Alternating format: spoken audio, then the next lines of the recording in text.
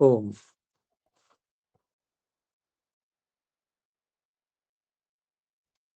हमारा 75वां सूत्र मैं समझता हूँ हो चुका था। पूर्व भावित्वे द्वयोरेकतरस्य हानिर्नितरयोगः।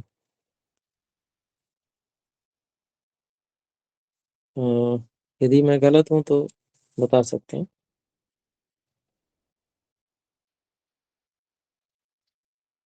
और आगे हमारा 76वें सूत्र की भूमिका से चलेगा।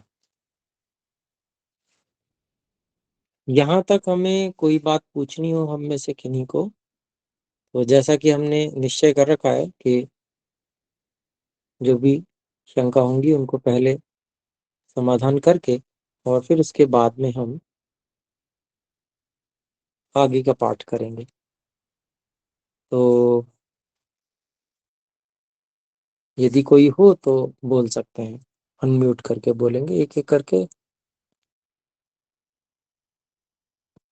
हम में से जो भी किसी प्रकार की बात कहना चाहते हो या प्रश्न रखना चाहते हो तो वे अपना हाथ इसमें जो हमारे ऐप में है उसको, उस बटन को दबा सकते हैं।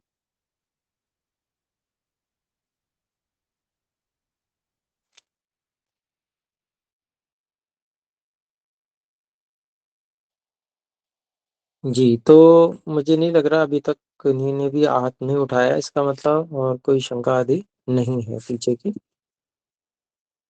तो हम समय का सदुपयोग करते हुए आगे बढ़ जाते हैं।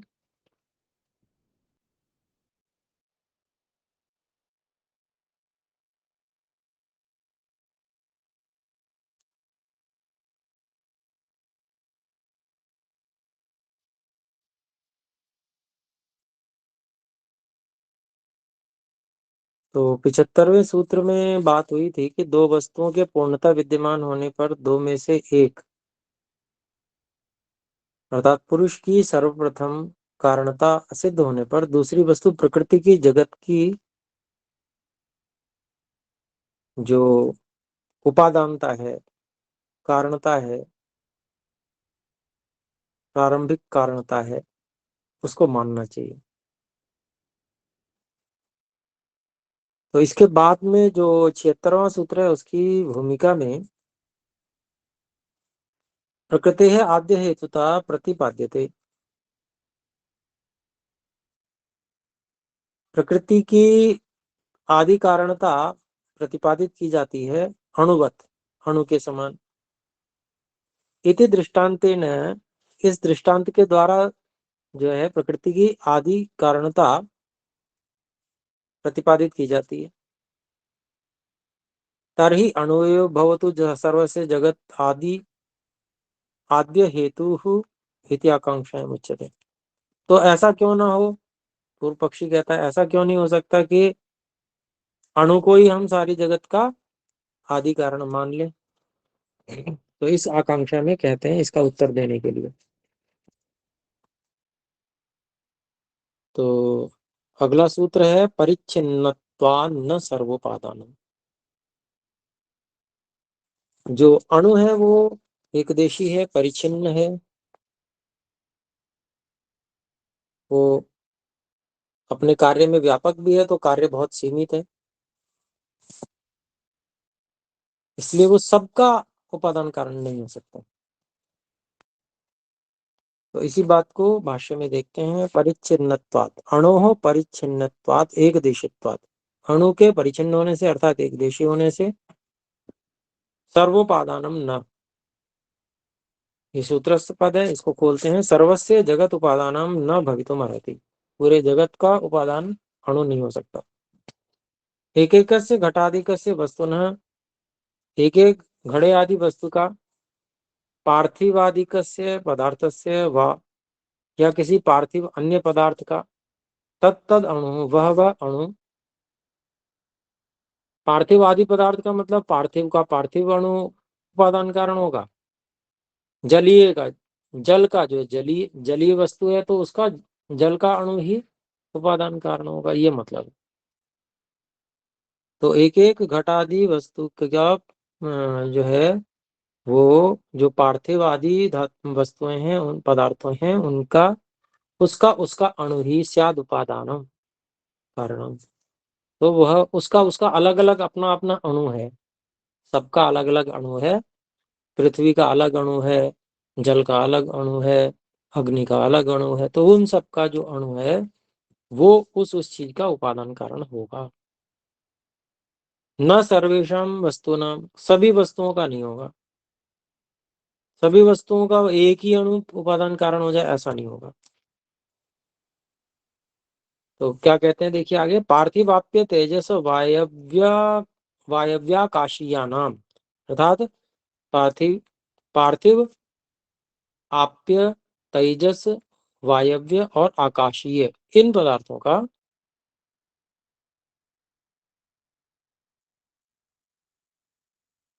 अणु एक सर्वोपादानम न भवति। एक ही अणु सभी का उपादान नहीं होता है, किंतु प्रत्येक से पृथक पृथक, बल्कि सभी का अलग अलग, सभी पदार्थों का अलग अलग पृथक पदार्थों से पृथक पृथक एव अणु उपादानम भवितुम अर्हेत। तो अलग अलग पदार्थ का अलग अलग जो अणु है, अलग अलग प्रकार का अणु ही वह उपादान हो सकता है, हो सके। न सर्वोपादानम, सभी का उपादान एक ही अणु नहीं हो सकता। तस्मात प्रकृति रेव सर्वोपादानम, इसलिए प्रकृति जो है सबसे जाके मूल में जो है वही तो है प्रकृति। तो वही सबका उपादान कारण है, अणु नहीं हो सकता। अणु तो उदाहरण दे दिया, जैसे पार्थिव तत्व का जो अणु है वह उसका मूल उपादान कारण हो गया। पार्थिवों में सब में अणु ही, पार्थिव अणु ही मिलेगा।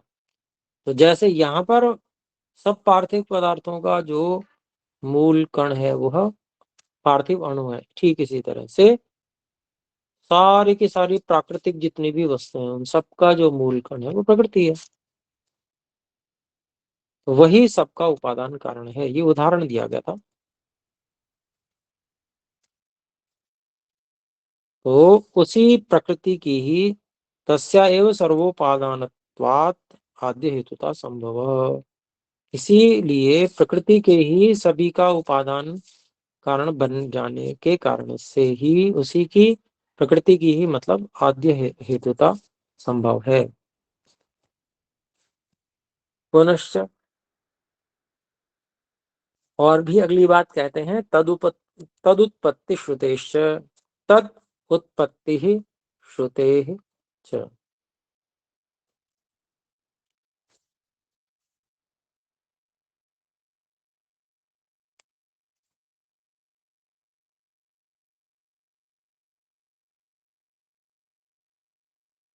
तो प्रकृति से ही सारा जगत बना हुआ होने की श्रुति भी होने के कारण से प्रकृति ही सबका उपादान कारण है, ये है। तो इसका हम भाष्य देखते हैं।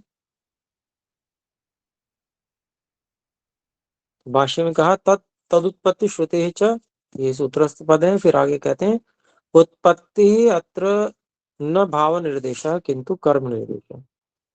तो उत्पत्ति जो शब्द है वो भाव निर्देश नहीं है, कर्म का निर्देश है। व्याकरण के अनुसार जो एक तो भाव में होता है, एक कर्म में निर्देश होता है, तो उसी तरह से यहाँ पर है। तो कर्म में कितिन प्रत्यय से कर्मणि अपि विधानात्, क्योंकि कितिन प्रत्यय जो है वह कर्म में भी विधान किया गया है। कर्म में भी होता है कितिन प्रत्यय, केवल भाव में ही नहीं होता, ये बता रहे हैं स्वामी ब्रह्मण्य जी। तो तस्मात, इसलिए उत्पत्ति ही अर्थात सृष्टि ही तदुत्पत्ति श्रुते ही तत्सृष्टि श्रुते, इसलिए उत्पत्ति अर्थात सृष्टि, सृष्टि को ही उत्पत्ति कहा, मतलब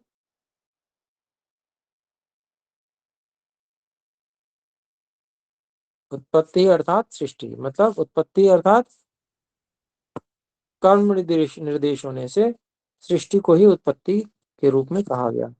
तद उत्पत्ति श्रुते है च, अर्थात तत्सृष्टि ही श्रुते, ये उसी का अभिप्राय है। तदुत्पत्ति श्रुते का मतलब तत्सृष्टि श्रुते। तो तत् यहाँ पर तत् प्रकृति है और उत्पत्ति वो है सृष्टि। तो प्रकृति से ही सृष्टि की श्रुति होने से, प्रकृति से ही सृष्टि बनती है, ऐसी श्रुति होने से ये अभिप्राय निकाल रहे हैं। तत्शब्देन सा एव प्रकृतिर गृह्यते, तत्शब्द से वही प्रकृति गृहीत होती है। या प्रक्रियते, जो प्रकरण में ली गई है, अभी प्रकरण जिसका चला आ रहा है प्रकृति का। फिर प्रकृते है सृष्टि श्रुते है, प्रकृति से सृष्टि की श्रुति होने से। प्रकृते है विकृति ही विषय का श्रुति अस्ति, प्रकृति से जो विकृति जगत बनता है उस विषय, उसकी उस विषय में श्रुति भी है। इति हेतुश्च, इस हेतु से भी। प्रकृति एव सर्वोपादानम आद्य हेतु, तो प्रकृति है सबका उपादान कारण है, अर्थात आदि हेतु है, आदि कारण है। श्रुति खलु, तो श्रुति कहाँ पर है, तो श्रुति बता रहे हैं भाई ये ऋग्वेद की श्रुति खलु है। तम आसीत तमसा गूढ़म अग्रे अप्रकेतम सर्वम सलिलमाहिदम, तो छेनाभ्यपिहितम यदासीत तन्महिना जायत एकम, ये ऋग्वेद का मंत्र है। इसका अभिप्राय हुआ तम आसीत, पहले तम आसीत अंधकार था, तमसा गूढ़म अग्रे, सब कुछ अंधकार से गूढ़ था, ढका हुआ था, मतलब सृष्टि से पहले की बात है। अग्रे अप्रकेतम,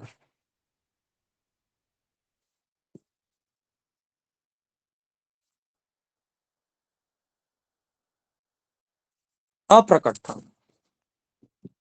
सर्वम सब कुछ, सलिलम सब कुछ बिखरा बिखरा सा था, जैसे वाष्प होती है या बादल होता है बिखरा बिखरा सा। बादल भी उदाहरण नहीं दे सकते, जैसे सब जगह जल व्यापक है, तो जल जो है वो उसके कारण से शीतलता लग रही है, लेकिन जल दिख तो रहा नहीं है, शीतलता से ये जल का अनुभव हो रहा है। तो यहाँ तो शीतलता से जल का अनुभव हो रहा है, लेकिन ये इससे पता चल रहा है कि जल सर्वत्र व्यापक है, लेकिन वहां पर तो प्रकृति पता ही नहीं चलती, वो सब बिल्कुल उसके कण बिखरे बिखरे से होते हैं, उसको ही सलिलम कहा है। फिर है तुच्छेन आभु अपिहितम यद आसीत, तुच्छ रूप से, यानी कि जो बिल्कुल भी पता ही नहीं चल रहा था, ऐसा उसको तुच्छ कहा है इस तरह इस रूप में। आभु यहाँ प्रकृति को कहा गया है, आभु अपीतम ढका हुआ, यत आसित जो ढका हुआ था यानी कि अप्रकट था, तत् तन महीना जायते कम, तत् वह प्रकृति वह आभु ही महत तत्व के रूप में, महीना महत तत्व के रूप से, जायत एकम एक रूप में उत्पन्न हुआ, सबसे पहला विकार जो प्रकृति का। तो इसी की बात यहाँ पर इस शास्त्र में भी हम पढ़ के आए हैं कि सत्व रजस्तम साम साम्यावस्था प्रकृति प्रकृतिर महान, पहली बात वही जो वेद की बात है वही ऋषि भी मानते हैं। तो यहाँ पर कहते हैं आभु अपिहितम यदासी तन महीना जाए तैकम, जो ये बात कही आभु अपिहितम यद आसीत, जो आभु ढका हुआ था वह महीना महतत्व के रूप से जाए तैकम एक तत्व उत्पन्न हुआ, यत आभु आसीत जो आभु था, तत् उत्पत्ति श्रुति वही सृष्टि की श्रुति है। तदैव एकम जायते महीना, वह ही एक रूप में उत्पन्न होता है, महीना मतलब महतत्व रूपेण, महतत्व के रूप से। प्रथम विकृति सृष्टि, सृष्टि की प्रथम विकृति ये उत्पन्न होती है। फिर ऋग्वेद का और दूसरा मंत्र देते हैं इयम विसृष्टिर यथा आबभूव, जिस प्रकृति से यह सारा विकृति जगत विसृष्टि उत्पन्न हुआ है। फिर यहाँ आगे कहते हैं स्वामी ब्रह्मणि जी, यत पूर्वम उक्तम आबूहु, जो पहले कहा गया आबू के रूप में, ततः आबभूव सृष्टि, उसी से सृष्टि उत्पन्न हुई, आबभूव इति कथनम च योगानुसारी, यह कहना जो है वो सूत्र के अनुसार है, जैसा सूत्र हमारा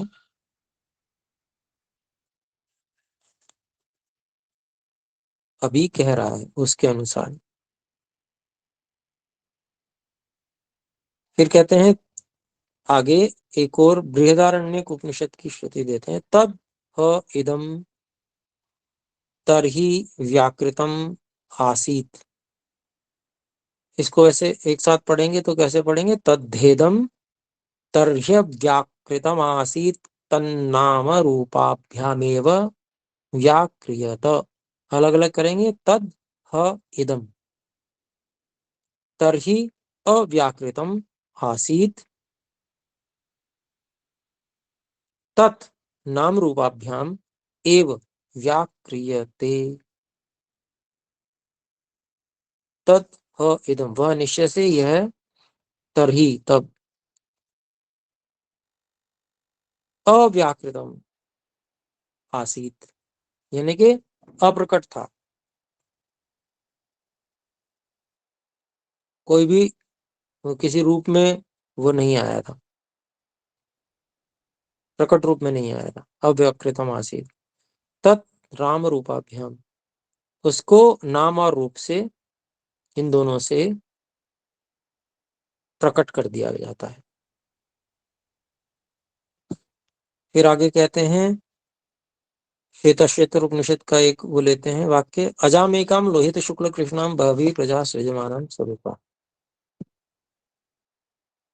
तो जो अज है अर्थात जो अनादि है, मतलब जो जन्म नहीं लेती कभी, मतलब अनादि, न जन्म न मृत्यु, हमेशा रहती है, जो ऐसी प्रकृति है, मतलब मूल प्रकृति, और जो एक है, और लोहित शुक्ल कृष्णाम किस रूप वाली है, लाल सफेद और काले रूप वाली, यानी कि सत्व रज तम स्वरूप।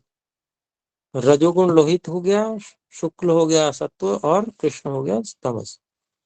तो ऐसे रज सत्व और तम स्वरूप वाली ऐसी जो प्रकृति है वो बहुत सारी प्रजाओं को, यानी कि अपने से, अपने जैसे सत्वरजतम रूप वाली, यानी कि प्रकाश क्रिया स्थिति, इन सब गुणों से युक्त,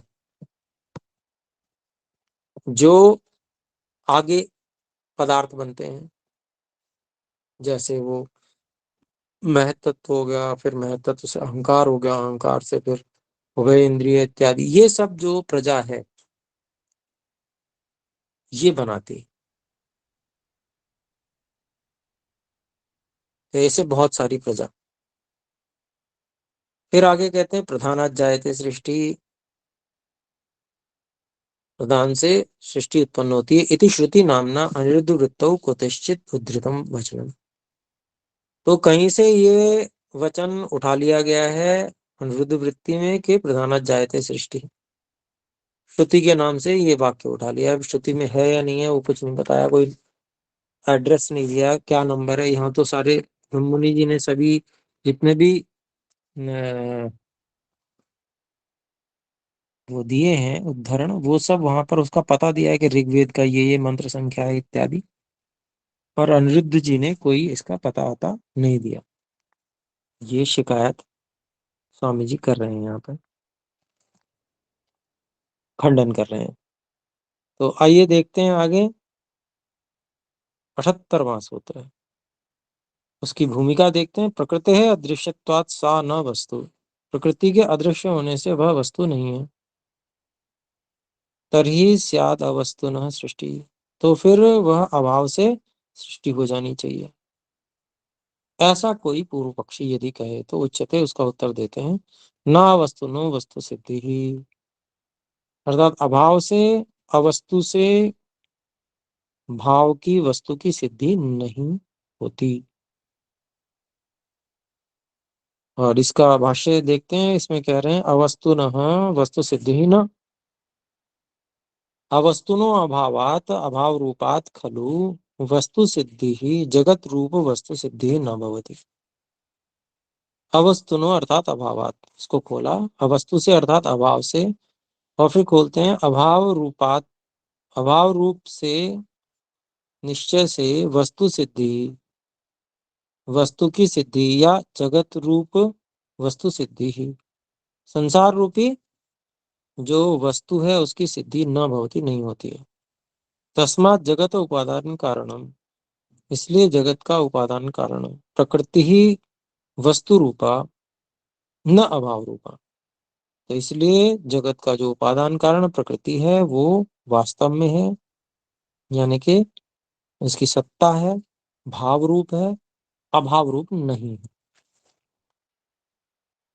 फिर अगली बात कहते हैं, जगदपि खलु अवस्तु भवतु। अच्छा, अपनी बात से वो कह रहा है कि मानने को तैयार नहीं है पूर्व पक्षी, कि भाई वो कहता है देखो जगत जो है वो तो वस्तु रूप है, सत्ता है उसकी, तो कहता है सत्ता है तो अभाव से भाव नहीं हो सकता। अगर ये बात कहते हो तो फिर हम ये कहते हैं कि चलो प्रकृति भी अभाव है और जगत भी जो है वो भी अभाव रूपी है, अगर ऐसा कहें तो उसके बारे में उत्तर देते हैं, अबाधात अदुष्ट कारण जन्यत्वाच्च न वस्तु न वस्तुत्वम। तो 79वां सूत्र ये रहा, और जिसका अभिप्राय हुआ कि अबाधात, जो भी वस्तुएं संसार में देख रहे हैं उसका बाध नहीं होता, उसका खंडन नहीं हो सकता, और ऐसा भी नहीं है कि वो दुष्ट कारण जन्य हो, यानी कि जो इंद्रियां आदि जो खराब हो जाती हैं या कुछ कमी आ जाती है उसके कारण से कुछ का कुछ दिखता है, ऐसा भी नहीं है, दुष्ट कारण जन्य भी नहीं है। तो इसलिए संसार जो है वो अभाव नहीं है, संसार भी भाव रूप ही है। संसार तो दिख रहा है, कुछ नहीं है फिर दिख रहा है, ऐसा थोड़ी है, क्योंकि हम सभी इंद्रियां ठीक काम कर रही हैं, कोई भी दुष्ट कारण नहीं है वहां पे। तो इसका भाष्य देखते हैं, अबाधात अदुष्ट कारण जन्यत्वाच्च, इसको खोलते हैं स्वामी जी, स्वामी ब्रह्ममुनि जी, जगतो अबाधात, जगत का खंडन नहीं होने से, सामने सब कुछ है, आप देख सकते हैं, सूंघ सकते हैं, चख सकते हैं, छू सकते हैं, उसको बजा के देख सकते हैं, सब कुछ कर सकते हैं आप, खंडन नहीं हो सकता उसका, वो तो सामने है। प्रमाणेन जगतो बाधो न भवति, प्रमाण से संसार का खंडन नहीं होता, प्रमाण तो सिद्ध करता है संसार को, किंतु प्रत्यक्षादि भी प्रमाण ही उपलब्ध थे, खंडन नहीं होता संसार का, बल्कि प्रत्यक्षादि प्रमाणों से जगत तो साफ स्पष्ट रूप से पता चलता, दिखता है, अनुभव में आता है। तथा अदुष्ट कारण जन्यमपि न जगत है, जैसे ये बात कही कि जगत का खंडन नहीं होता, दूसरी बात ये कि ऐसा भी नहीं है कि हमारी इंद्रियां खराब हैं इसलिए वो दिख रहे हैं, दुष्ट कारण जन्यम, कि हमारा जो कारण है किसी चीज को मापने का वो खराब हो गया है, इस कारण से जगत दिख रहा है, ऐसा भी नहीं। फिर आगे कहते हैं, यथा कामलादि नेत्र दोषात, जैसे आदमी को पीलिया हो जाता है तो आंखों में पीलापन होता है और उसको दिखता भी सब पीला ही पीला, सफेद नहीं दिखता, तो ऐसी कामला आदि नेत्र दोषात, आंखों के दोष से पीत शंख प्रतीति भवती, सफेद शंख पीला प्रतीत होता है। तस्मात् इसलिए अवस्तुत्वम न, जगतो अवस्तुत्वम न, जगत की जो अभाव है ऐसा नहीं है। किंतु वस्तु रूपम एव अस्ति, संसार तो वास्तव में सत्ता रूप में है। तेन वस्तुत्वे सति, और उस संसार के वास्तव में होने पर, जगतः तस्य कारणेन अपि वस्तुना भाव्यम, जब जगत सत्तात्मक है तो उसका कारण भी सत्तात्मक ही होना चाहिए। यतो न वस्तु न वस्तु सिद्धि, क्योंकि अभाव से कभी भी भाव नहीं होता। तो ये कोई कहे कि हम संसार को भी नहीं मानते, तो फिर इसको ये कहना पड़ेगा भाई अपना इलाज कराइए। संसार तो है, सब लोग एक ही बात बता रहे हैं, सब लोगों ने परीक्षण किया है, ऐसा भी नहीं है कि सबको बीमारी हो गई हो भाई, किसी ने एक ऐसा थोड़ी है कि सबको, सब तो बिल्कुल सही है, स्वस्थ है, और वो बिल्कुल ठीक बता रहे हैं। फिर अगला सूत्र है तस्मात इसलिए, उसका भूमिका में लिखा है तस्मात इसलिए, भावे तद्योगेन तत्सिद्धि अभावे, भावे तद्योगेन तत्सिद्धिर अभावे तद अभावात कुतस्तरां तत्सिद्धि। 80वां सूत्र है, कहते हैं कि कारण द्रव्य का विद्यमान होने पर, के विद्यमान होने पर यानी कि भाव होने पर, उस कारण द्रव्य के संबंध से कार्य की, कार्य वस्तु की भी सिद्धि होती है। अगर कारण का अभाव हो जाए तद अभावात, तो फिर कार्य की किस प्रकार से सिद्धि हो जाएगी? कारण नहीं होगा तो कार्य कैसे आ जाएगा? कार्य है इसलिए कारण भी है, ये समझना चाहिए। तो इसका भाष्य देखते हैं। भावे कारणस्य वस्तुत्वे सति, कारण का विद्यमानता होने पर, तद्योगे न उसके योग से, तत्संबंधे न मतलब उसी उसके संबंध से, कारण के संबंध से, तत्सिद्धि कार्य से अभी वस्तु, वस्तु तो सिद्धि होती, कार्य की भी वास्तविकता की, सच्चाई की, अर्थात उसकी सत्ता की सिद्धि हो जाती है। अभावे, उसको खोलते हैं सूत्र पद को, अभावे कारण से अभावे, अगर कारण का अभाव हो जाए अर्थात अवस्तुत्व, अर्थात वो वस्तु रूप में कारण हो ही ना,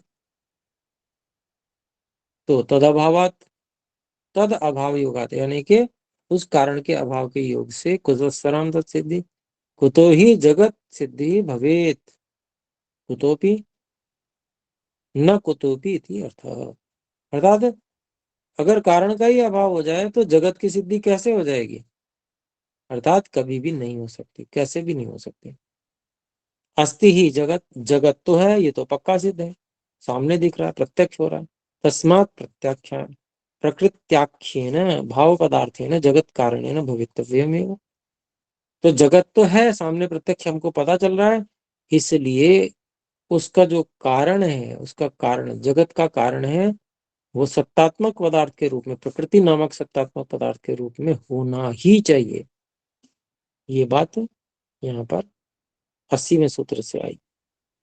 अच्छा, और अगली बात 81वें सूत्र में, न कर्मण उपादानत्व अयोगात,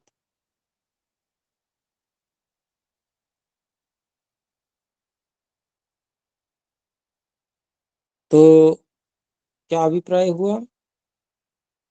कर्म से, कर्म जो है वह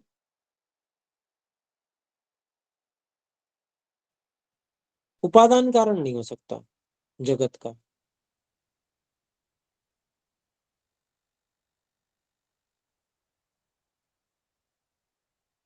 कर्म से जगत की उत्पत्ति इसलिए नहीं हो सकती क्योंकि कर्म जो है वो उपादान कारण नहीं होता।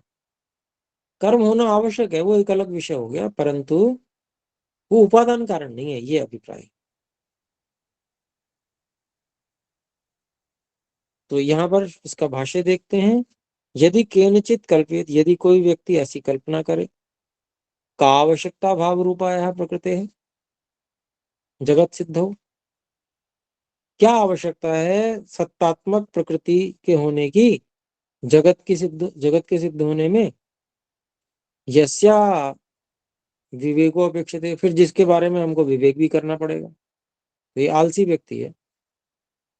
तो विवेक ही ना करना पड़े उसके बारे में, विवेक की अपेक्षा ही ना रहे, जब वो हम मानेंगे ही नहीं तो विवेक कैसे करेंगे। विवेक नहीं करेंगे तो जरूरत नहीं होगी विवेक की, तो हमारा काम बच जाएगा। तो ये आलसी आदमी ऐसा सोच रहा है। लेकिन खाली हम माने नहीं तो उतने से काम थोड़ी चलता है, जो चीज है वो तो है, और उसका विवेक भी करना पड़ेगा। आंखें बंद करने से कोई कबूतर को बिल्ली नहीं खाएगी ऐसा थोड़ी हो जाएगा। अगर बिल्ली आ रही है तो आ रही है, आंखें चाहे कितनी बंद कर लो। तो इसका अभिप्राय यही है कि यदि किसी के द्वारा ये कल्पना की जाए कि भाव रूप प्रकृति की जगत के सिद्ध होने में क्या आवश्यकता है कि जिसका विवेक भी हमें करना पड़ेगा, इससे विवेको अपेक्षित भवतु कर्मणो जगत सिद्धि, कर्म से ही जगत की सिद्धि हो जाए, तरही न कर्मणो जगत सिद्धि संभवती। तो ये बात समझ लीजिए आप कि कर्म से संसार की सिद्धि नहीं हो सकती, यतः क्योंकि उपादानत्व अयोगात, कर्मणो द्रव्य निष्ठत्वात् द्रव्यात् भिन्न भिन्न न। जो कर्म है वो द्रव्य में निष्ठित होने के कारण से वो द्रव्य से भिन्न नहीं है। न तत्स्व सत्ताकम, उसकी कोई अलग सत्ता नहीं है। भवतु तत्कार्यस्य लक्षणम, वह कार्य का लक्षण तो हो सकता है, न तो उपादान, लेकिन वो उपादान कारण नहीं हो सकता। तस्य अद्रव्यत्वात्, कर्म कोई द्रव्य नहीं है इस कारण से। उपादानत्व योग अयोग्यत्वम अस्ति, इसलिए कर्म क्योंकि वो द्रव्य नहीं है इस कारण से उसके उपादानता का की योग्यता भी नहीं है। उपादान तो द्रव्य ही होगा। आगे कहते हैं उपादानम तो तदेव भवति, वही उपादान बन सकता है, वही होता है उपादान। यद रूपांतरत्वम आदते, जिसको रूपांतरित किया जा सके, जो रूपांतर को प्राप्त हो जाए। परिणामते, जो परिणाम को प्राप्त हो जाए। कर्म तो द्रव्यस्तम, कर्म तो जो है द्रव्य में स्थित होता है। यावत कर्मणो अंतः स्यात् तावदेव अवतिष्ठते, न स्थायी। तो द्रव्य में स्थित है जब तक उसमें कुछ कर्म होता है तब तक उस वो कर्म दिखता है उस द्रव्य में।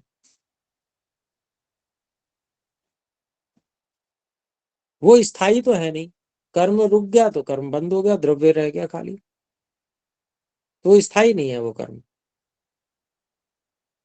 किंतु प्रकृति है एवं परिणामो जगत, तो इसका मतलब ये हुआ कि वो कर्म जो है वो तो स्थायी नहीं है, उससे तो कुछ बंद बिगड़ नहीं सकता, वो कोई उपादानत्व का भागी नहीं हो सकता कभी भी।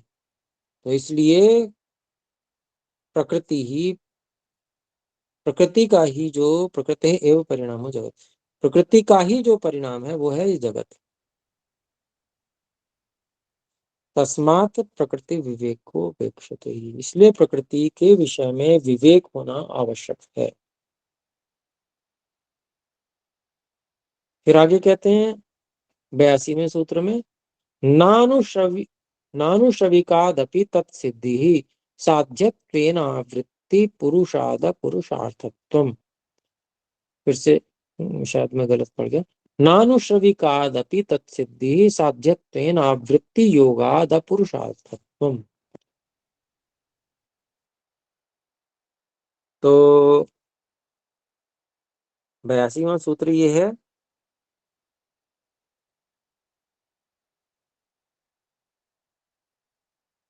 तो इसका अभिप्राय ये है आनुश्रविकात अपि।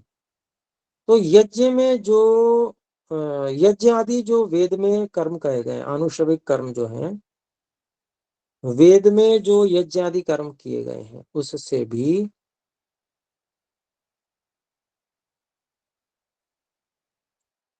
तत्सिद्धि न,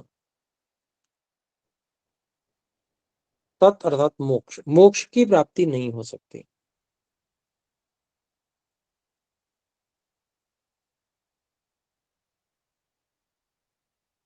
साध्यत्वेन,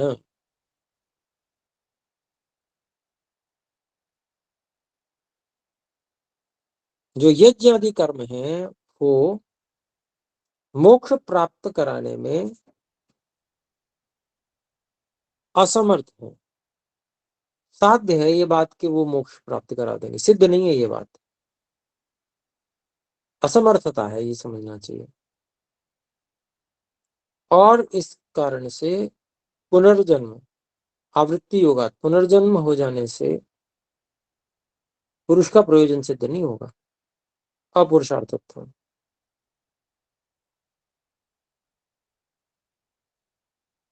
पुरुष का प्रयोजन तो ये है कि उसको मोक्ष मिल जाए, सभी दुखों से वो छूट जाए, लेकिन जब पुनर्जन्म हो जाएगा तो उसका पुरुष प्रयोजन सिद्ध नहीं होगा।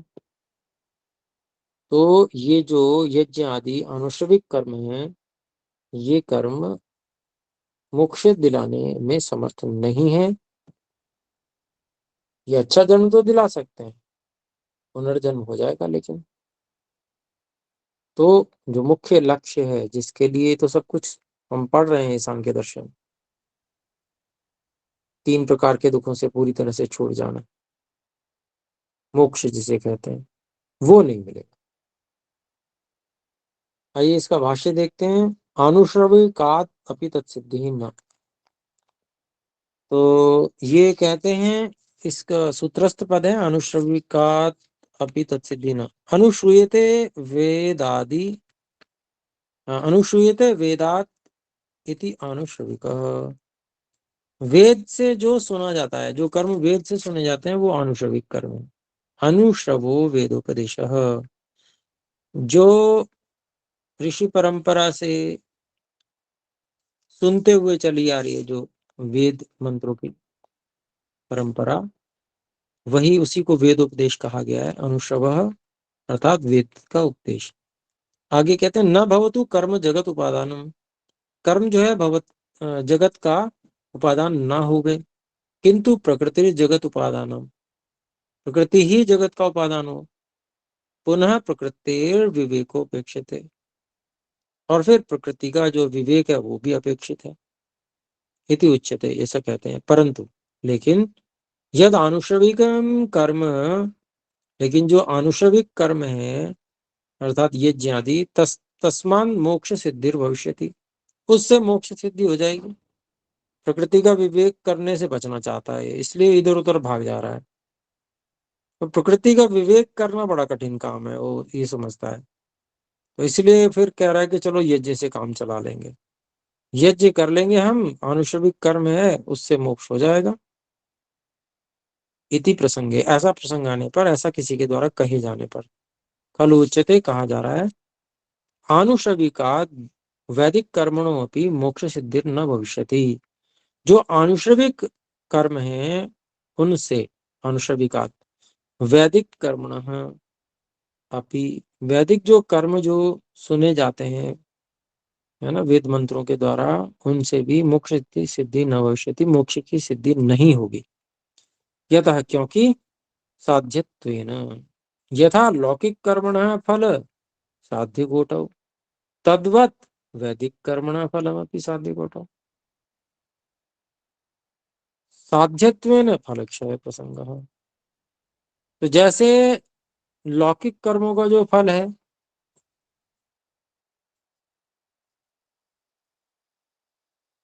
उससे पूर्ण दुख निवृत्ति जो है वो साध्य कोटि में है, वो सिद्ध बात नहीं है। साध्य कोटि में है मतलब उससे होती ही नहीं है पूर्ण दुख निवृत्ति, थोड़ा बहुत दुख की निवृत्ति होती तो होती है, पूर्ण दुख निवृत्ति तो होती ही नहीं है। तो जब लौकिक कर्मों से जैसे नहीं होती पूर्ण दुख निवृत्ति, तद्वत वैसे ही उसी के समान वैदिक कर्म है, जो वैदिक कर्म जो यानी कि कर्म कांड है, वैदिक यज्ञ आदि कर्म कांड है, उसका फल भी जो है वह पूर्ण दुख निवृत्ति रूप जो है वह तो वह भी साध्य कोटि में ही है, अर्थात उससे भी नहीं होती पूर्ण दुख निवृत्ति। और साध्यत्व न फल क्षय प्रसंग, और जब वो साध्य है तो इस कारण से फल का क्षय हो जाता है। फल का क्षय का मतलब हो जाता है फल जल्दी से खत्म हो जाता है। अगला जन्म लिया, फल भोग लिया, खत्म। तो फल क्षय प्रसंग होता है। उच्यते च तद्यथा इह। यहाँ पर ये हमारे को छांदोग्य उपनिषद का वाक्य दे रहे हैं स्वामी जी। श्रुति में कहा भी है, तद्यथा इह कर्म तद्य तद्यथेह कर्मचित लोकः क्षीयते एवमेवामुत्र पुण्यचितो लोकः क्षीयते। इसको तोड़ेंगे तो तद्यथा इह कर्मचित लोकः क्षीयते। तो उसी के समान जैसे यहाँ पर कर्मों से जो प्राप्त किया गया लोक है वो क्षीण हो जाता है। 100 वर्ष होगी अवस्था, इतने समय के लिए मिला जन्म, तो फटाफट क्षीण हो गया। 100 वर्ष में होते ही कितने दिन है?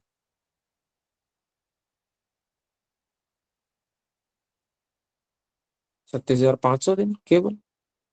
36,500 दिन तो यूं बीत जाते हैं फटाफट, एक एक दिन करके खत्म। तो ये तद्यथा यह कर्मचितो लोकः क्षीयते, जैसे कर्मों से जो इकट्ठा किया गया लोक है वो समाप्त हो जाता है। एवमेव एवमेव अमूत्र पुण्यचित चितो लोकः क्षीयते। ठीक इसी तरह से जो दूसरा स्वर्ग आदि के लिए जो यज्ञ करते हैं, वो पुण्य कर्मों के द्वारा जो स्वर्ग की प्राप्ति यानी कि सुख विशेष की जो प्राप्ति होती है, ऐसा लोग भी क्षीण हो जाता है।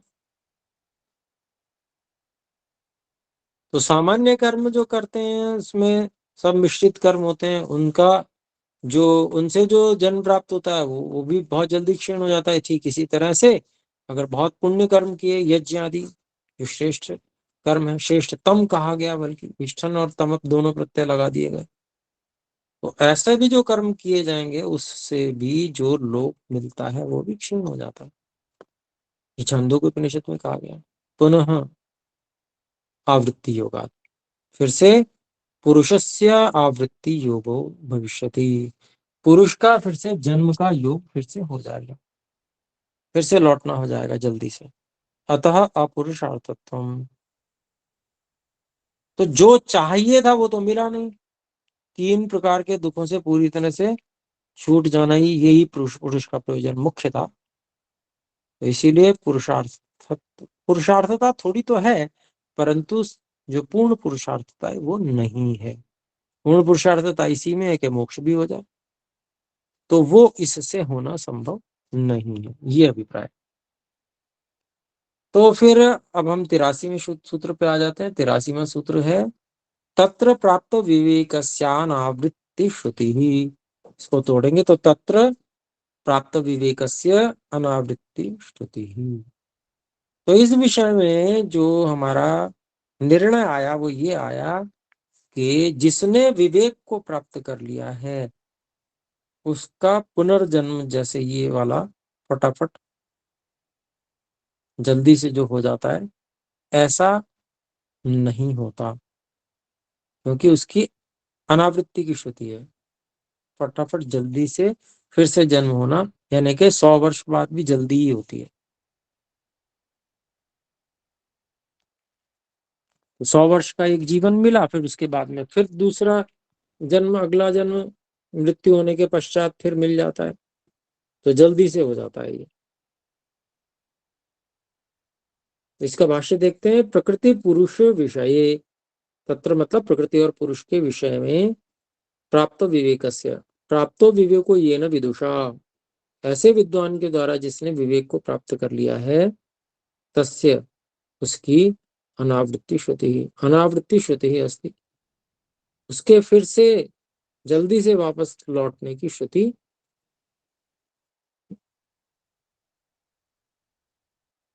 नहीं है, मतलब न लौटने की श्रुति है, ये अभिप्राय।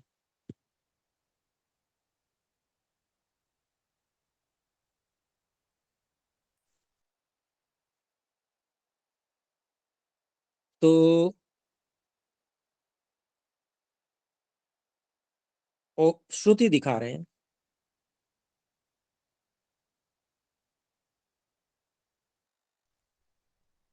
श्रुति है प्रश्नोपनिषद की। तपसा ब्रह्मचर्येण श्रद्धया विद्ययात्मनाम श्रद्धया विद्ययात्मानम अन्विष्य, फिर डैश करके दिया है, एतम अमृतम अभयमेतत् परायणमेतस्मान्न पुनरावर्तन्ते। तो उपनिषद की का वाक्य है, उसमें बहुत बीच में काफी कुछ होगा, लेकिन इसको उन्होंने संक्षेप में जो मुख्य अर्थ है उसको लेकर जोड़ दिया है स्वामी जी ने। तप से, ब्रह्मचर्य से, श्रद्धा से और विद्या से, आत्मानम अन्विष्य, आत्मा को खोजकर, स्वयं को खोजकर, अपने स्वयं के विषय में जानकर, एतम अमृतम, यह जो जीवात्मा है यह अमृत, अभय,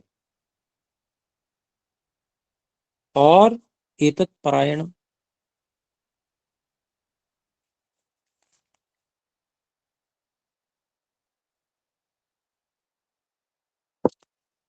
अर्थात ये पारायण हो जाता है, मतलब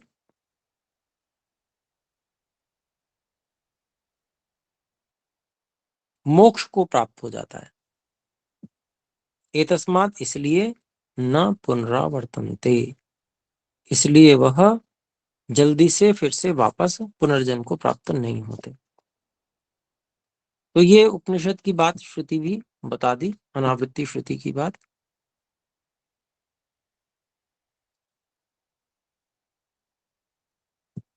फिर अगले सूत्र की भूमिका देखते हैं हम, 84वें सूत्र की। विवेकम अंतरेण कर्मणा तो, विवेक हुए बिना जो कर्म करता किया जाता है उससे तो,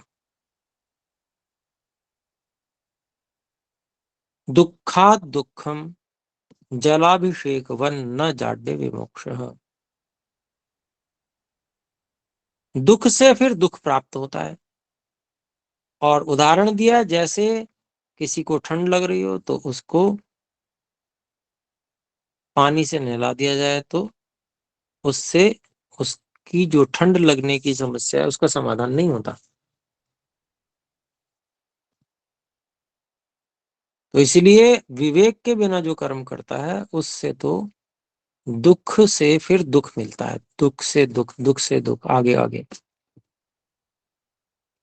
तो दुखात दुखम को ये भाष्य में खोल रहे हैं स्वामी ब्रह्मनि जी। विवेकम अंतरेण अनुश्रविक कर्मणा कर्मणस्तु, विवेकम अंतरेण, विवेक के बिना आनुषविक कर्म से, यानी कि वेद से जो सांसारिक कर्म वेद में जो बताए गए हैं यज्ञ आदि, उन आश्रविक आनुषविक कर्मों से तो दुखात दुखम आपनुयात, दुख से फिर दुख दोबारा से प्राप्त करता जाता है। एकम दुखम निवृत्तम अपरम दुखम उपतिष्ठते, एक दुख हटता है, अगला दुख सामने आ खड़ा होता है। तन निवृत्तो पुनरअपरम दुखम आवर्तते, अब जब वो भी दुख खत्म हो जाता है जो आया था, फिर और दूसरा दुख फिर से आ जाता है, आवर्तते। एवं इस प्रकार से जलाभिषेकवत जाड्य विमोक्ष न, ये सूत्रस्थ पद इसको खोलते हैं। यथा जलाभिषेका जाड्यार्तस्य त्वग्विष्टब्ध रोग युक्तस्य विष्टब्ध गात्रस्य शीतेन पीडितस्य वा जाड्य विमोक्षो न भवति। तो उदाहरण देते हैं, यथा जैसे जलाभिषेक जलाभिषेकात, जैसे जल से नहला देने पर, अभिषेक कर देने से, जाड्यार्तस्य, जो ठंड से पीड़ित है उसका, त्वग विष्टब्ध रोग युक्तस्य, जिसकी त्वचा सिकुड़ गई है ठंड के कारण से, ऐसे रोग से जो युक्त है उसका, विष्टब्ध, उसी को बोलते हैं विष्टब्ध गात्रस्य शीतेन पीड़ितस्य, जिसके जो अंग है वो सिकुड़ गए हैं और जो शीत से पीड़ित है उसका जाडे विमुक्षो न भवति। जल के अभिषेक से उसका जाड़ा छूटता नहीं है, उसको ठंड लगनी बंद नहीं होती।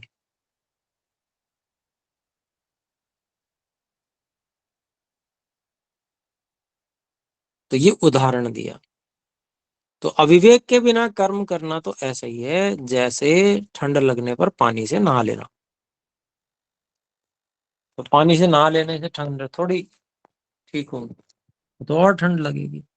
दुख के बाद दुख आएगा, दुख के बाद फिर दुख आएगा, फिर दुख के बाद फिर दुख आएगा, ऐसे ही चलता रहेगा और बल्कि निमोनिया हो जाएगा।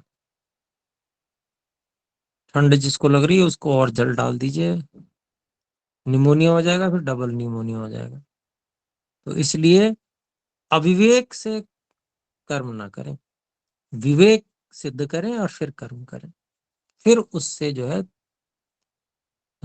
जो मुक्ति है, तीन प्रकार के दुखों से पूर्ण मुक्ति होगी। तो अगले 85वें सूत्र की भूमिका देख रहे हैं हम। काम्य कर्मणि भवतु संसार दुख संपर्को न तो अकाम्य। तो भाई अगर कामना से युक्त होकर कर्म किया तो भी संसार के दुख का संपर्क हो। अगर हम बिना कामना के कर्म करें तो थोड़ी होगा, न तो अकाम्य ये कह रहे हैं, तो दुख से संपर्क नहीं होगा। तेन अकाम्येन कर्मणा स्यादेव मोक्ष। तो उस बिना कामना वाले कर्म से मोक्ष हो जावे, अत्रोचित उसके बारे में कहते हैं। तो ये इसका हमको पहले समझ लेना चाहिए कि भाई काम्य कर्म छोड़ देना और अकाम्य कर्म करना ये कोई मतलब इतना आसान काम है? बिना विवेक हुए तो कोई अकाम्य कर्म कर ही नहीं सकता है, संभव ही नहीं किसी के लिए। विवेक पूर्ण हो जाएगा तब वो अकाम्य कर्म करके करेगा। तो वो तो खाली जो कहने के लिए कह रहा है ना कि भाई हम नहीं नहीं हम तो जो है काम्य कर्म करते नहीं, सकाम कर्म नहीं करते, हम केवल निष्काम करते हैं, खाली कथन मात्र है। तो ऐसा संभव नहीं है। आइए इसको देखते हैं। काम्या काम्येपि साध्यत्वा विशेषात। तो यहां पर जो काम्य और अकाम्य कर्मों की बात कही गई है 85वें सूत्र में, तो ये थोड़ा सा हमको निष्काम कर्म की बात नहीं समझनी चाहिए इसको। निष्काम जैसे कर्म, यानी कि व्यक्ति कोशिश कर रहा है निष्काम कर्म करने की, उसको ही अकाम्य कह दिया गया है। निष्काम कर्म बिना पूर्ण विवेक हुए संभव ही नहीं है किसी के लिए। निष्काम कर्म करने का जो प्रयास है उसी को यहाँ पर निष्काम के नाम से कह दिया गया है। तो यहाँ पर कहते हैं, इसका भाष्य देखते हैं अब। इसका अभिप्राय सूत्र का यही रहा कि चाहे तत्व ज्ञान नहीं हो तो सकाम कर्म करो चाहे निष्काम कर्म करो, किसी से भी मोक्ष नहीं होगा, क्योंकि उन कर्मों का फल मोक्ष है ही नहीं। दोनों ही साध्य हैं, दोनों से ही मोक्ष फल सिद्ध नहीं है, साध्य है। तो यही साध्यत्व अविशेषात ये कहा गया है यहाँ पर। साध्यत्व उन दोनों में समान है, चाहे काम्य हो चाहे अकाम्य हो। तो जो काम्य बिना विवेक के बिना तत्व ज्ञान के, ये तो हमको समझ नहीं होगा। बिना तत्व ज्ञान के अकाम्य कर्म की कोशिश मात्र हो सकती है, अकाम्य कर्म हो नहीं सकता। इस बात को ध्यान में रख के समझेंगे तो समझ में आ जाएगी बात। तो यहाँ पर कह रहे हैं, देखिए स्वामी ब्रह्मणि जी, विवेकम अंतरेण काम्ये वा अकाम्ये भी कर्मणि तथैव दुख प्रसंगो भवति।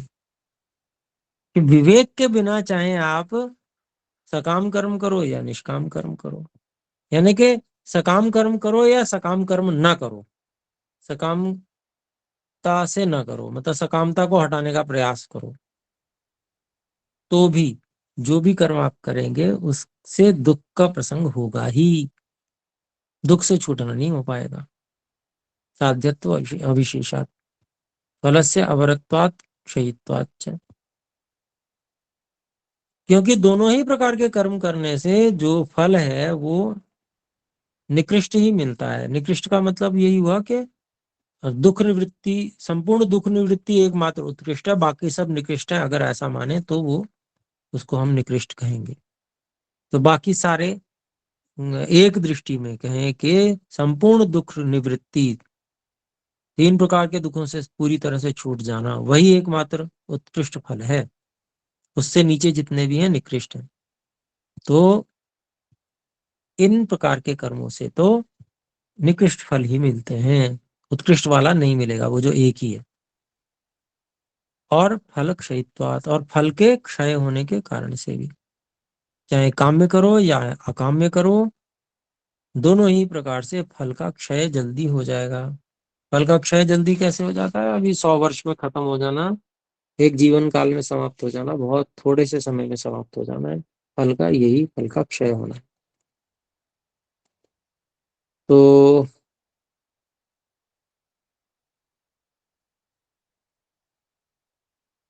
इसमें जो बात अपने को समझनी आवश्यक थी वो मैंने समझाने का प्रयास किया। काम्या काम्य भी, यहाँ विवेकम अंतरेण, विवेक के बिना काम्य कर्म तो हो ही सकते हैं, अकाम्य कर्म तो हो ही नहीं सकते, लेकिन फिर भी एक प्रयास जो होगा अकाम्य कर्म करने का, उसी को यहाँ पर हम अकाम्य मान लेंगे। लेकिन वो भी हमको वो संपूर्ण दुख निवृत्ति वाला फल तो दे नहीं पाएगा। तो ये हमारा हुआ, और इसके साथ ही हमारे 85 सूत्र पूरे हो चुके हैं। 86वें सूत्र से हम अगली कक्षा में पढ़ेंगे। अभी हमारा समय हो गया समाप्त। तो आइए एक बार ओम की ध्वनि करें। यदि कोई शंका बीच में उठी हो तो उसको हम नोट कर लें, अगली कक्षा में उठा लें या लिख कर भेज दें। तो आइए ओम का उच्चारण।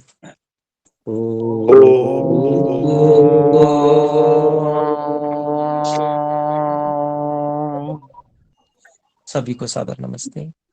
नमस्ते सादर गुरुजी। नमस्ते। नमो जय नमः। जी। नमस्कार।